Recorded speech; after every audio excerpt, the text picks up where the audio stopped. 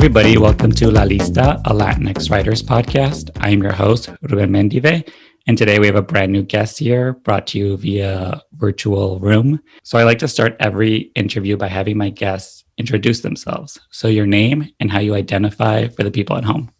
Ben, your voice is so soothing. I just want to put that out there. My name is David Ramirez, he, him, and I'm so happy to be on here. This is going to be so fun. Yeah, happy to have you.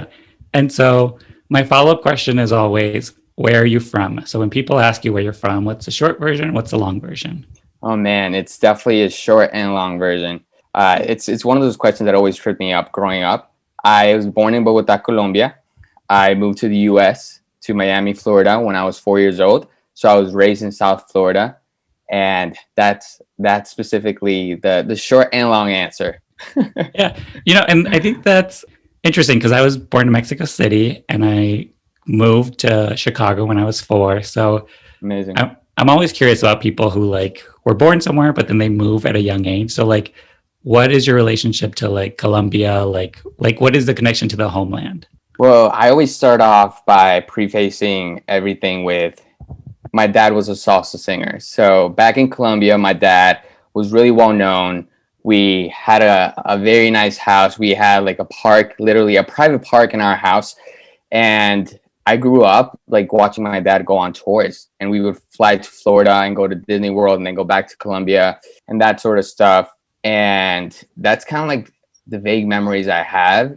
And cut to when I was 4, we moved to the US and everything took a complete 180. It went from seeing my dad having adoring fans and being up on stages to him being accused of being an illegal immigrant at a job because the man didn't want to pay him the full salary he had agreed. So at a certain point, it felt was that all real? In Colombia, was that real life? Did I actually experience that? As an immigrant coming to the US, narratives changed so much because we are kind of, even having papers back then, as we always did, we always had the residency and then we got citizenship, but people saw us as foreigners.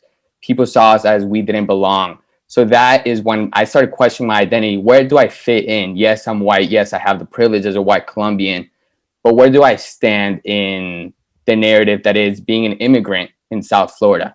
What was the reasoning behind, your family moving to Miami? Because listen, being a salsa singer and having being a celebrity, what leads to then sort of trying to make it as an immigrant in Florida? Well, there was always safety issues in Colombia. As you know, with everything that's going on right now, and the whole world is becoming aware of just the corruption that is there. That has always been there. That is absolutely nothing new. And when it came to celebrities and politicians, those were always a target. And our family was never safe. In fact, my older brother almost lost his life at school. So it came to a point that my dad was touring here, and my parents are very religious, very, very religious. And it came to a point in their life where they felt that God was telling them to stay here. And also, just plain and simple, they felt a certain type of safetyness that they didn't in Colombia. And it was a sacrifice for sure, because as I mentioned before, our life took a complete 180, but safety always comes first. And that's something that is always in the back of my mind. Let's talk about you and your immigrant family, sort of making your way through the US. What was that experience like? Because listen, I know what it's sort of like to move here, just sort of have to acclimate very quickly. So what was your family's experience of living in Florida and in the US? I'll tell you what was promised to me. Disney World was promised to me. When I was coming here, it was all about Mickey Mouse. Listen, the only mouse I saw once we moved here was rats, just running around our house in Kendall. And that's all we got, but we made it work. You get what I mean? I had so much trouble kind of acclimating to the US. In Colombia, I had to take speech therapy because I couldn't roll my R's, and your boy got that down packed. But guess what? As soon as they got it down, they're no, we're moving to the US. And I'm no lo puedo creer. You get what I mean? We moved to the US, and I have an older brother, as I mentioned before. He really had it down packed. He got into gifted a couple years just being here in the States. And I didn't like speaking English because I couldn't speak English. So I was afraid to speak up at school. I didn't make any friends. My mom would make my brother take me to his sleepovers and his parties. And my brother, like, I felt like I know he really resented me for that. So I feel like I came to a point where I'm like, okay, I'm going to lie about absolutely everything in my life because my parents are going through enough right now. And that's something that's coming from a 5-year-old, like a 5, 6-year-old. I really need to make sure that they know that I am okay. So I started lying about my grades. I started lying about my friends. And in order to make friends at school, I was telling people that my mom's Shakira. That didn't really go so well because my parents, very conservative Christian family, wouldn't let me watch the Hips Don't Lie video. So how am I not going to know what my mom is up to? So that lie like really, really didn't last at all. And with that being said, I feel like there was one day that I felt like my lie, like to my family, fell apart. They took us to this place called Wanna City. And Wanna City, the little slogan is kids could be who they want to be. Kids could do what they want to do. So you could go there, you could dress up as a fireman, you could go there, dress up as a news anchor, and that's what I chose because your boy loved to be in front of the camera, just like my dad. That's what we do, Los Ramirez. Anyway, I was getting, like the makeup on, I was getting my suit on, I felt good. Then I got in front of the camera and the teleprompter started rolling, right? So I was the weatherman and I got queued up. I was like, okay, we're going to David with the weather report. The teleprompter starts rolling. Your boy cannot read English. Your boy cannot keep up. And I remember like there was this one word, precipitation. There was no way I could get through that. There was no way, absolutely no way. And I remember seeing my mom's face, the disillusionment and, like her like realizing my poor boy, like he's not keeping up at school. No. What he's telling me, it's not true. And I feel like since then, like my mom and my dad both like really, really took it upon themselves to try to learn English, to put them their kids first as they always have. And just seeing those sacrifices, it's absolutely insane. Like even just like remembering right now, I'm like, I owe them a lot. So that I know I'm getting ahead of myself a little bit, but that is why I work so hard. And that's why I really put so much pressure upon myself to make my parents' sacrifices worthwhile. Now, you get what I mean. Yeah. I sound like Pitbull right there in this worldwide. And so, speaking of Pitbull, so like, what was it like growing up in Miami? Like, I've never been. So, like, how would you describe it to someone that's never been there? Listen, Miami is not part of Florida. Like, you get what I mean? It's like so Latino. We lived there for a couple years, and then we moved to Pembroke Pines, which is a more, white area, not as much Latinos. There's still Latinos there, but it's definitely less of a presence as in Kendall, Doral, which is like a huge mix, a huge potluck of just like a bunch of immigrants. It's just absolutely crazy because like even if you do a road trip of Florida, right? You see like it gets just less and less Latino until you get to all the Confederate flags. And that's when like you realize like, okay, it's kind of like a little bit of like a privilege for us as Latinos who like live in Florida because we have people that understand each other and we all help each other out. We feel the love, even though there's some instances like some people, like I mentioned before, don't really share the love for immigrants. But with that being said, it feels a little bit separate from Florida. And so, like, what did your parents do in Florida while you were growing up?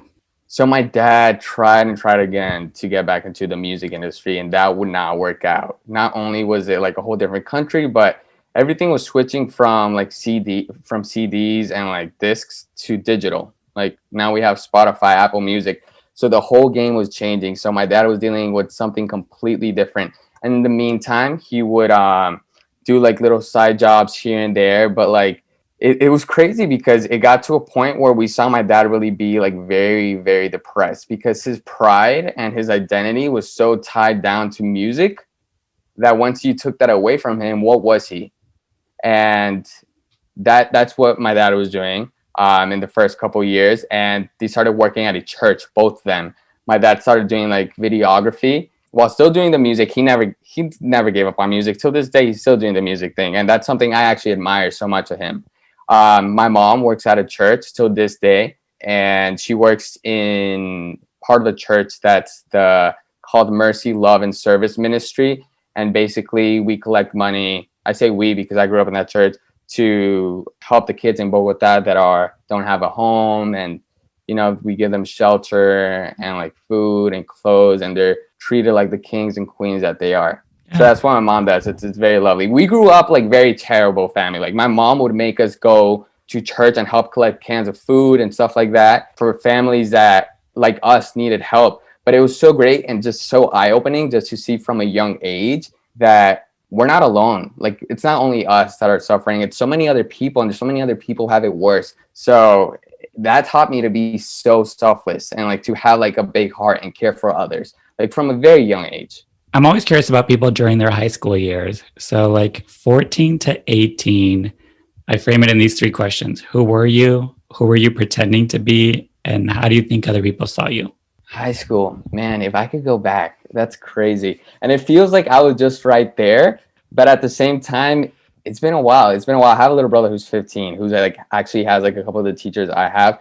And it's just crazy. So to answer your question, I told you I ramble a lot. To answer your question, high school was a place where I kind of realized, okay, like people are making fun of my accent. People can make me the butt of their joke and say like racist things here and there, but only if I let them, and only if I let them laugh at me. What if I take that and take the power back into my hand and make me the one telling the joke? So I kind of just started being like the funny guy, the class clown. I did not think I was gonna go to college. I did not have any kind of passion towards that. I was told all my life like my grammar sucked. Like it was just like English was my second language.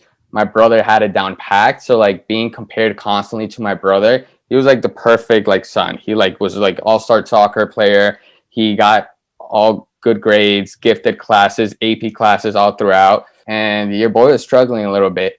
So I feel like I took on a role where I really wanted to be cool. I wanted to be liked, because like a lot of my early years, I didn't have that. I didn't have that love. I didn't make friends. I started being like the funny guy, like the class clown who made everybody laugh. I started making YouTube videos. That was in actually middle school. I started making videos in high school as well. I joined the tea production class, and for me, it was all about making people laugh. And I found kind of like an escape in making videos and making movies. And with that being said, I was never like a TV kid. Like I was really not like there to like make the teachers happy. I just wanted to make my videos, get them played on the Friday show, and then that's it. And if I had any advice to give myself back in the day, I would just tell myself to be me, because like people will like me just for who I am. I don't need to prove myself for anybody. I was constantly trying to prove myself. I actually wanted to be a singer. I feel like that's a big part of my story. I wanted to be a singer as a kid. And my dad never said to me like good job, and I actually started singing for church, because I was like, maybe if I sing for church, my dad will see. He will see like I'm using my powers for my powers, my ability, my superpower, because my ability for the Lord. And no, I never got any approval. So like that all ties up together with my identity and why I was always kind of seeking for that. Yeah. And so, like, what sort of videos were you making? I'm curious of the content of like young David. Oh God, they were so bad. Like if I could go back and also tell myself, please don't make any of these videos. They're so embarrassing. I I can't even tell you. They were so random. Like I was just trying to be like just like make little sketches and do like my own little SNL type of thing. But they were just like bad, man. Like they were bad. But hey, seventh graders, eighth graders, ninth graders liked them. They were cool. But I did started getting like attention from like my teacher. He started sending my stuff to like competitions, and like a couple of my videos, once I started taking it more seriously and got into like the heart of like kind of like the stories I wanted to tell, I was really good at making PSAs. And that was kind of where I started kind of like being like, okay, maybe like in my videos I could include a message that could like help someone, a message that could potentially, PSAs are all about servicing the community and helping someone get through something. One of the public service announcements I made was about suicide awareness, and that one ended up winning like best of the best at, I think it was FSPA, which was like a video contest thing. And I was like, okay, maybe I do have a future in this. And so, what'd you do after high school? Did you have a plan? Did things go according to plan?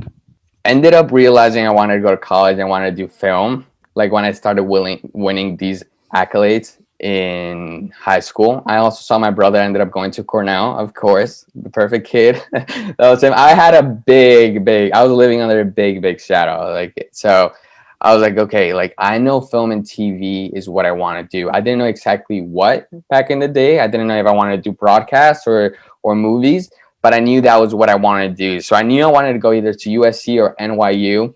I applied, and I applied to like 17 schools, like graduating college. I got into a couple of them. I didn't get into my top two schools.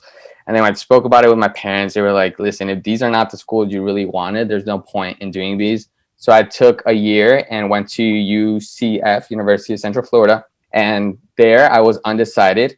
I just was just doing my general educations and just trying to like really like get my grades up, because I knew going into UCF, either I transferred or I chose like a business major and did something that the school was known for, like hospitality or whatnot. But if I was going to pursue film and television, I had to go to either NYU or USC, which were my top schools. Again, that goes back into like just seeing my dad over and over, never give up. I was like, if you're not giving up, then why should I give up? So I ended up applying to NYU and I got in, and I transferred after my freshman year. I'm curious for the experience of NYU, but also the experience of like coming in, sort of having missed freshman year. So like, how do you sort of build a community and like become part of it? Yeah, so I knew someone from high school there, but we weren't friends. So I was like, okay, I'm coming in hot, fresh, and I don't know. I'm just gonna make new friends. I've always been like after like the whole kind of like getting past like the hump of like elementary school and going into middle school. After middle school, I felt like I was someone that finally got people, knew how to get people to like them, knew how to socialize, and I ended up just like befriending everyone and anyone, and just that's where I met some of my best friends. And also I knew coming into NYU, like, you know how NYU is, like we all know NYU is expensive as heck. So I was like, there's no time to waste. There's absolutely no time to waste. But coming to NYU, I was like, okay, I'm going to be a director, because I've been told all my life I can't write.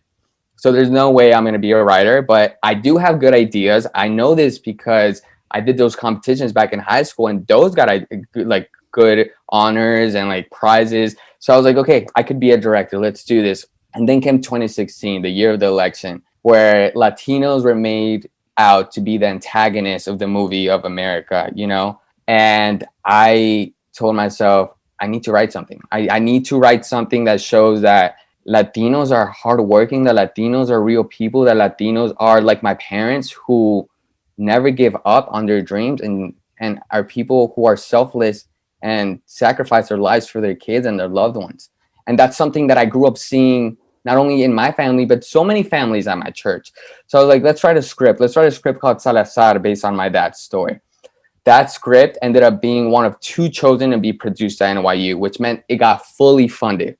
And I didn't come from a family that had the means to pay for a movie. I'm telling you, there were kids there, not even kidding. They're like, okay, like my grandma's actually donating $5,000 to my film, and I'm like, that's fantastic, great for you. And it was absolutely so fantastic and so kind of refreshing. And it was something that I needed. I needed like that kind of like stamp of approval in a way. It sucks that I needed that, but it kind of, that was the encouragement I needed to be like, okay, David, like your writing is getting some attention. Like you have a story to tell. You're passionate about this. Not only are you gonna direct stuff, but like you're gonna start writing. And so like, what do you think you got out of NYU, of like the experience? What do you think you took away from it, you know, after leaving? One of the main things is that Haile Salazar, and that's tangible, right? That's the one thing that I was like, people like the story I have. People like my family's story. People like the story I want to tell, and like that kind of is what led me to my first job out of college, because I invited a former professor of mine, Jacqueline Reingold, to come watch my pilot. She seemed like she enjoyed it. She then emailed me back and said there could be a possibility of a writer's PA opportunity opening up with Robert and Michelle King on their show, The Good Fight. And I was like, of course, I would absolutely love to do that.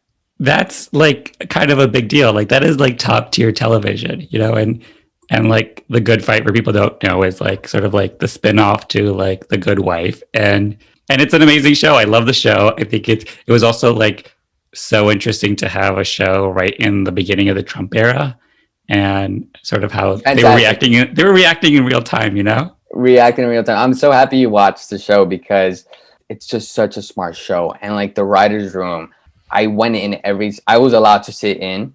And I'm very thankful for that because a lot of showrunners don't let their PAs sit in, which is something that shouldn't be a thing, but it is. But my showrunners were so supportive and always, like, anytime I had any free time, I would be allowed to sit in, and everybody there was just so smart. And the stories that came out of that show are just like chef's kiss. And I am so thankful I got to work with just such great showrunners who are always encouraging growth within their company and within their kingdom. Yeah, and because I saw also that you were the writer's assistant on Evil, which was, That's you right. know, another one of the shows. So I'm curious about that transition. Like, how did you sort of like maneuver your way to like a higher position and then also on a different show? Yeah, so I did Writers PA season 3, right after, almost immediately after graduating college, and after that season, I was already considered to be promoted to, like, there was a spot opening up that was like, it was like the clearance coordinator, and they were like, oh, David, like they immediately thought of me. Like they were always looking to just like bump people up, which is like one of the reasons I love them so much. That didn't happen, but they then said, listen, like we have a couple of shows now with Evil and now Good Fight season 4 starting up. Why don't you start training with Erica, who was the writer's assistant then for Evil? And she was like, why don't you start training with her and you take over her spot once the Good Fight starts. So we have both shows covered. And that's kind of like what ended up happening. I feel like the Kings are people that know that the assistants and the writers PAs, the reason why they want to do that is because they want to be writers, and they're so nurturing to that in that sense. So yeah, I got to be a writer's assistant on one of my favorite shows, which was Evil, and I absolutely loved it. I got to pitch a couple things. I made it on air, and it was a dream come true. Yeah, and Evil, for the people that don't know, is like it's so funny with the Kings because they will give you like a very like pretty straightforward like legal drama, and then even the Good Fight, it gets a little kooky with the formatting and the storytelling, and then Evil is like about this like priest who hires someone to help like Yeah. debunk exorcisms that he's being a part of, and they also have like full demons, and like it's like a whole different shift in genre. So I'm curious about, because listen, people would kill to just like get a master class from the Kings.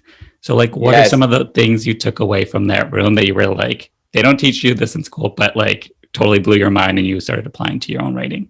The first thing that comes to mind is just like pulling from the headlines, and just like every single day as a writer's assistant, I was like reading everything, and I learned that from the writer's assistant before me, Erica. I love that woman. She's amazing, and it's all about just like being aware of everything that's happening in your surroundings. And I think that's something that I do now, and like in my writing, I read the Washington Post, New York Times every single day just to keep up with everything happening around me and letting that inform my writing. I think that's absolutely genius. And I think one of like the biggest things I learned from the Kings, and this is something that's applicable to anyone who rises up in the industry, is that there is a possibility to let kindness reign, and that's something that they foster throughout all of their shows. Like it feels like a family. I'm friends with everybody that I worked with. I still keep in touch with absolutely every writer,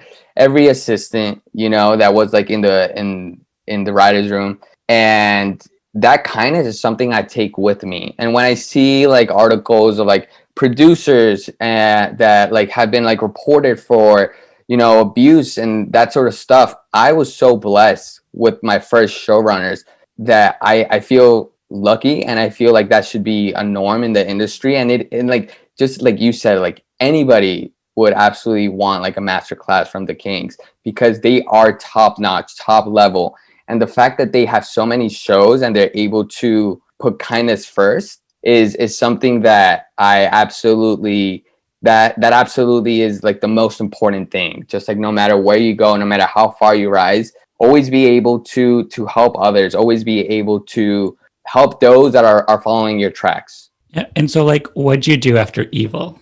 So listen to this. As I was a writer's assistant, I applied to the Disney Writers Program because I saw an ad on LinkedIn. Like I never knew about these writers programs beforehand. That's something that I feel like NYU should kind of inform their students of. I mean, we pay a lot of money, but I had no idea what it was about. I saw a man post. His name is Bruce, and I saw him post an ad out, like a little like shout out on LinkedIn, like, hey, like the admissions are open, and y'all should apply. And I was like, I have 2 scripts ready. Why not? One of them was Salazar. I turned it into a 4-hour drama, and then I had another script called Dirty Jeans, and I was like, let's send them. Like, why not? So I completed an application. It's an application that involves 2 scripts, either a comedy or a drama, and then there's like a short story, like a short essay you write, and then a couple other things that I might be blanking out on.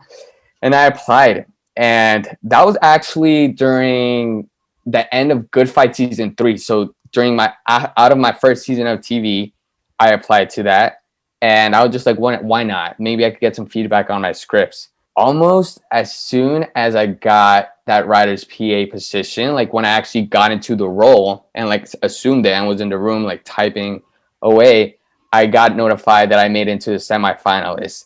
And I was like, oh my God, this is absolutely crazy. I decided I didn't want to tell anyone about this just because I was raised to be like, don't tell anybody about anything that is happening in your life just because there's a lot of bad energy out there and whatnot. That's the way I was raised. So I was just like, I don't want to jinx it. So let me keep this to myself. I told my parents, and that was about it. And I remember interviewing on the phone for the Disney Writers Program, and I came out of that and I was like, I did not get in. I did not get in.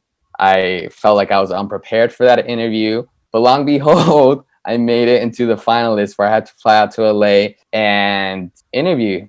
And I ended up getting in to my surprise. Something that started as let's just try and see, and maybe I get some feedback, turned into what landed me my first job in television as a writer. Yeah. And so like let's talk about that interview process. Like what are the sort of the things that you're asked? What like can you give us like the backstage tea on like if anybody's up for these interviews, like what should they sort of like prepare and like Listen, what's it like?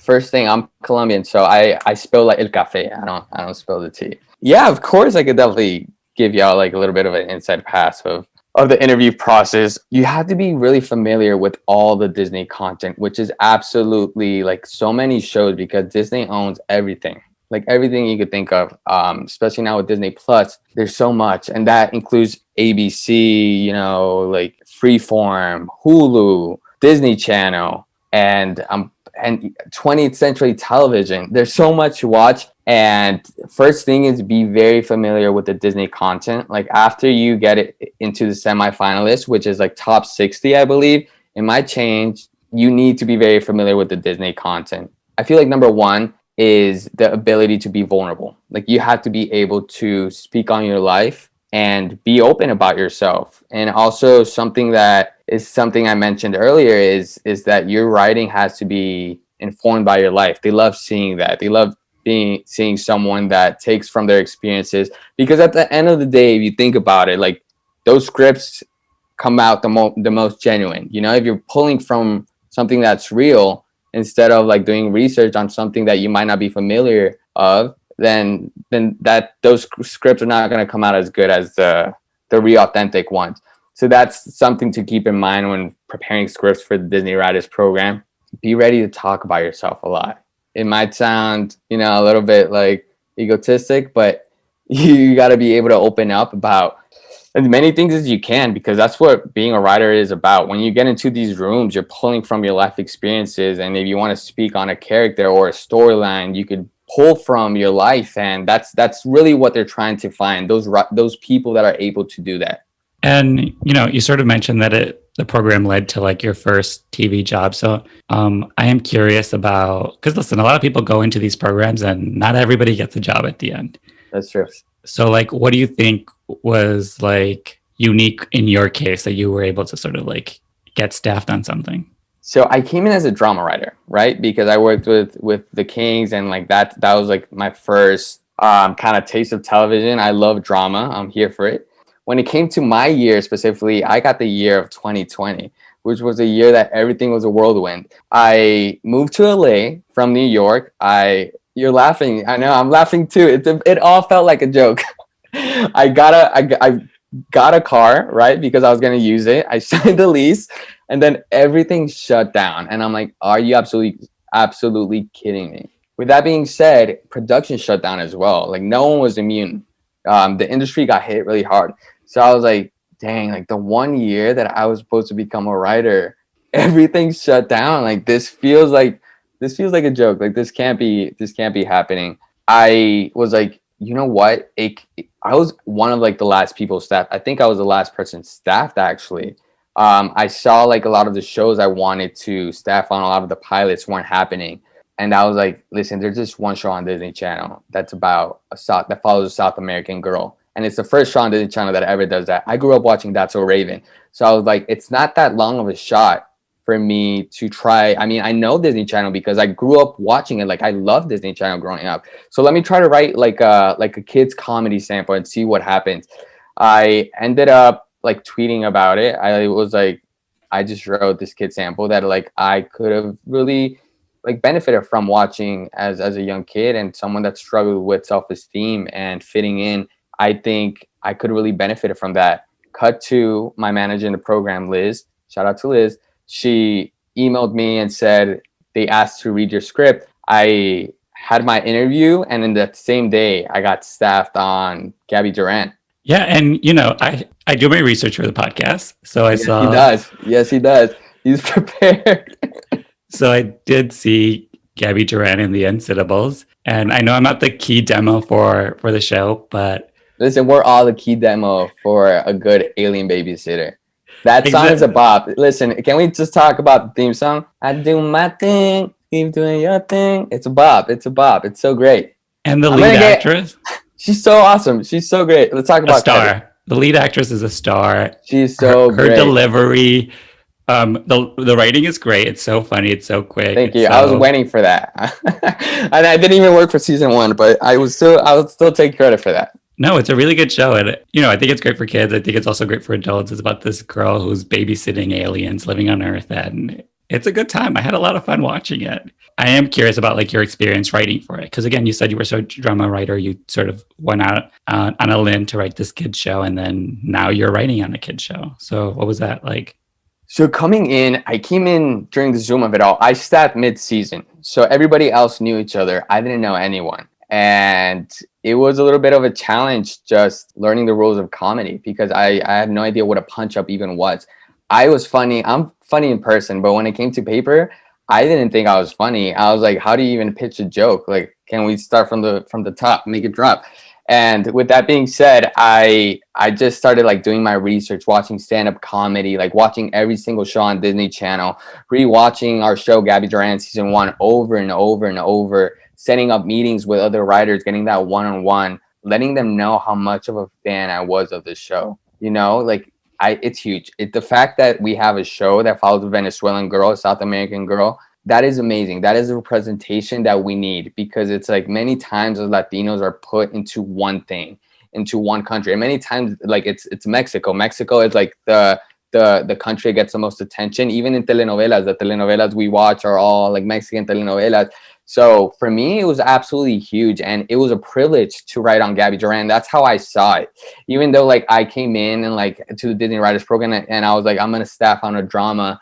I was like, no, man, like this was like what I was meant to be. I am someone that's very spiritual, and I feel like absolutely everything happens for a reason. The doors that have closed on me have been so important because they have led me to the yeses in my life, to the doors that do open, to the first staffing job that I have.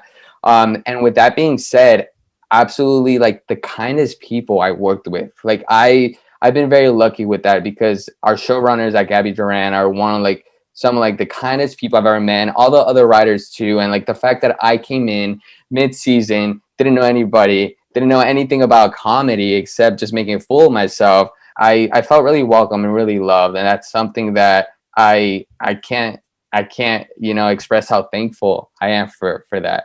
Also, had some previous room experience, so I'm sure it wasn't like such a shock to like then be sitting in the room as a writer. But I am curious of like that process of being like a first time staff writer. Like were you freaking out? Like what stuff did you feel like you didn't know, and like what are some like nuggets of knowledge that you like were able to acquire from just like doing the thing that like so many people want to do? One of the main things was you coming into a room, try to really identify with the character. Like a character you're like, okay, this character like I could relate to because I'm from Colombia and this character is from Venezuela and we fight on who make the best arepas. So I know a lot about the Colombian too, by the way, if you were just curious. And with that being said, I really came in and brought like a lot of the culture in.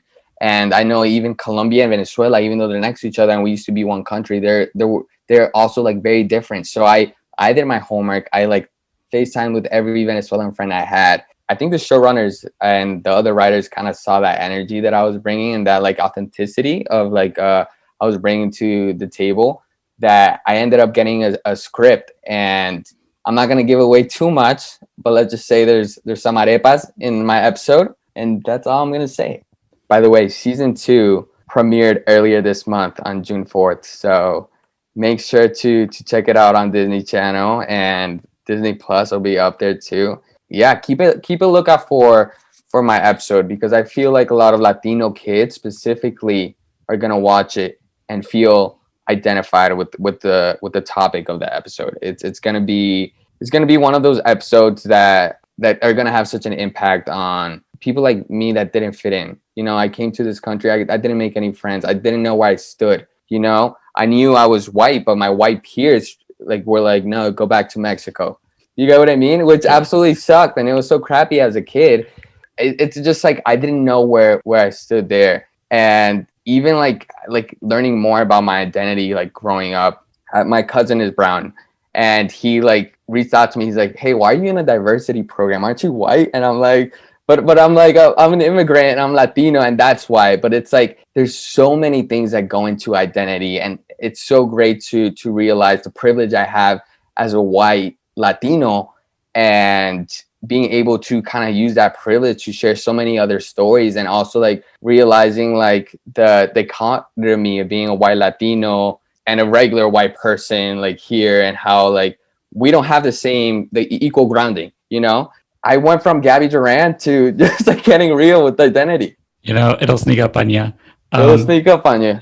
What have you been up to since Gabby Duran? Like LA seems to be reemerging. Zoom rooms are hopefully will be a thing of the past. So like, what have you been up to recently? A lot of meetings. So right now, I don't have any representation right now. So if you're a rep right now listening to this podcast, hit your boy up. You got what I mean? But with that being said, I'm not gonna let that stop me, and I'm not gonna be still. I'm gonna take this heat that I'm in right now and literally like I'm like right now like reaching out to absolutely everybody, fostering those connections that I made when I worked for the Kings, and also like all those amazing connections I made during the Disney Writers Program. I'm writing a lot, staying positive, because with a manager, without a manager, your boy is gonna staff again. I'm someone that's like very passionate about writing. I think I have a story to tell. I wanna write stories that uplift our community.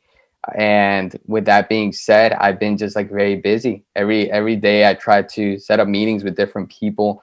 This has been such an absolutely great experience. I was just thinking about that. I go on hikes and I just think, and I was just like, this has been such a great, I'm so thankful I'm not signed to anybody right now. And I'll tell you why. It has really pushed me to get uncomfortable. It has really pushed me to hustle, and really I'm in a spot where like if it wasn't because of that, I wouldn't have been meeting so many great writers and so many great people and showrunners and executives that I wouldn't have reached out to, and getting to know them more has been such an incredible opportunity. So I am really eager to see where I end up, and you'll be one of the first people to know. So I'm curious about your own writing. So like sometimes as writers, we like tell the same story over and over. So I'm curious of like the through line, the themes that you see coming up in your work. What are the stories that are attractive to you? Your boy loves a good music engine. You get what I mean? Like I grew up with music all around me, so anything that has music is I have like 3 pilots already that involve music. I don't think that's gonna stop there. I also love to write about identity because it's something that I struggled with all throughout. I'm still finding out who I am we speak and as I go. And it's been so great to allow myself to just discover different sides of me and just seeing where I fit in this puzzle of society. So I guess music themes and Latino issues. And so, as we're talking, Colombia is in the news a lot. I am sort of just curious of like being an immigrant from there, being in the US, like what is that like to like sort of all of a sudden your country's on the spotlight and there's like, a bunch of Instagram posts and like things are being shared and it's like some heavy times there. So I'm just curious of like what it is to be someone who's like over here and just watching what's going on. It's absolutely heartbreaking because I have so much family there, and it absolutely breaks my heart to see all the injustices and just to see how unsafe it is and how people can't go out on the streets and protest. And it absolutely breaks my heart. And I hope that now the world is seeing just all the injustices going on in Colombia, that they start realizing, oh, it's time to change things up. It's time to really stop the corruption. And for my family, for mi gente, for my patria, I just hope that everything gets resolved and we finally find the peace that we deserve. Colombia is such a lovely country, and the people there are absolutely beautiful, and we deserve better. Moving to LA, which is like a struggle, and then doing it during like a pandemic. So like what has the year been like for you? Ruben, I'm gonna get real with you, man. It was really lonely, and there was a lot of times where I felt really depressed. I felt like I was alone. I moved into a place with strangers who now are some of my best friends, but like back then I didn't know them. I didn't know who I could talk to, and like quarantining in a time of Corona in a new coast, it felt really lonely, and I am really thankful for the people I have around me, including like my roommates who are probably listening to this right now. Our walls are very thin. Also, like everybody in the Disney Writers program, like my peers from like Evil, like checking up on me in the Good Fight, like literally like, hey David, how are you? Do you want to talk? Like it's like, come on, man, like you can't be any more thankful. My heart is full of gratitude. Like I cannot be any more thankful. Like I promise you, this it won't be, but like let's say like my career, my writing career stops here, I will leave with a very happy heart. I am so thankful for the people I've had around me. And even though I did feel lonely, and even though there were times where I did get a little depressed here and there, I reminded myself and I was reminded by the texts and the calls, by everybody checking up on me, that I was not alone.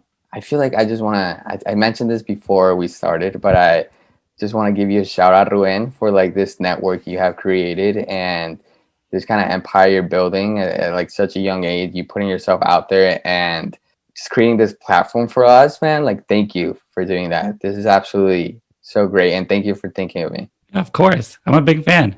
Listen, I recognize the hustle that you're doing. I hope you don't feel like you're just throwing out into the abyss. Like people are watching, people are noticing, like, and that's why I wanted to have you on. I appreciate that. Thank you so much. It's listen, the industry is an industry of rejection. The industry is an industry of ghosting you, of no email replies. So having people like you that like make us feel heard and make us, specifically me, like talking about a writer that's just starting out his career, I absolutely think this is so incredible, Ruben. So I really am so thankful for this, and for you allowing me to share my story with la gente y el público, and this is fantastic. So, I am always curious of who the people are that my guests are a fan of. So these could be friends of yours, peers, heroes, people you creep on social media who don't know who you are, but you're obsessed with their work. So who are some of those people for you? Listen, I'm gonna miss so many people. I really am. But with that being said, I want to start off with the Kings. Like their kindness and generosity has been something that I will never forget. It like I'm telling you, it's just absolutely such a blessing. They've supported me like throughout my whole journey of moving to LA. I want to thank Davida Scarlett. This is like an Oscar speech. Davida Scarlett, who has been like such an amazing mentor. Luisa Hill, Rock Neil Bannon. I'm like, just like, listen, just read the credits of Evil and Good Fight, and then you'll be able to see Jacqueline Reingold, who got me my first job, Harry Weiner. And why am I getting emotional right now? Like, why? Your boy's about to start tearing up. But Moises Zamora, Aaron Cerna, everybody in the Disney Writers Program with me. The hustle I respected so much, specifically a year where there was so much uncertainty. I want to give a shout out to absolutely everybody in my class. They're absolutely great writers. Every single one of them. Oh yeah. Obviously, like all my amazing writers and Gabby Duran. I can't like they're absolutely fantastic. Like my showrunners, Gabe and Mike, some of the kindest people I've ever met. And thank you for giving me my first staffing job. You know, like you'll never forget the people that believe in you. And I'm also like not in a place in my career where I'm like, wow, I've done so much. I'm in a place in my career where I'm just like thankful and like for my first opportunities, you know, that were given to me. I'll replay the same speech when I start like actually, you know, but moving up a little bit more. Man, I really hope I'm not forgetting anybody. And obviously, like one of my favorite writers has to be my dad, who's a composer, and his perseverance and determination, and my mom. My mom is not a writer, but her sacrifices and my dad's sacrifices, I absolutely love them. I take them with me in my heart wherever I go, and absolutely every one of my accomplishments is because of them and is dedicated to them. And so where can people follow you on social media? You could follow me on absolutely every social media on at David Ramirez. That's DAVID RAWMIREZ. And Ramen Cool back in like middle school when I first made my Twitter and my Instagram. With that being said, Ruben, do you know any good Colombian spots here in LA? I'm really trying to find one. Like, where can I get some good ajiaco? We could Google it. You know, Ruben, you know what? listen, I will. We're gonna go to a Colombian restaurant together, and that's we're gonna meet in person. Let's do it. Yes, I'm not and kidding. I will. I'm not kidding either. And I will put the word out, and I will find a restaurant. Listen, for the few Colombian restaurants out here in LA, we need to start hyping them up. I just feel like a lot of people don't know what a mondongo is. What is an ajiaco, bandeja paisa? You know, like come on, like we need hashtag representation matters. You know what I mean? Yes. Justice for la bandeja paisa. So I like to have my guests help me title the episode. So the prompt is a blank Latinx, Latine, Latino, Latina writer. In the blank, you can put as many words as you want. You can mix it all around, just whatever feels true to you. You're writing this conversation. I also use it as a community building tool so that when people see the title, they can be like, oh, that's like me. This is someone I should check out. This is something I should listen to. So what do you got? I think three things. Okay, you ready? I think I would be a grateful, persistent, and faithful Latinx writer. I think that's who I am. Yeah, what do we think? Perfect. What do we think? See? Any edits? Any punch-ups? No, perfect. Trust me. There's been some rough ones, and I think this is pretty good. So with that, I want to thank you so much for being on the podcast. This was such a fun conversation, and it was great to get to know you. Ruben, this is absolutely fantastic. I look up to you, and I think this world that you're building and like this like network you've built for yourself and for us has been absolutely fantastic. Thank you for creating this platform that allows our voices to be heard. And you're a boss, man. I really appreciate it, and I will keep you to your word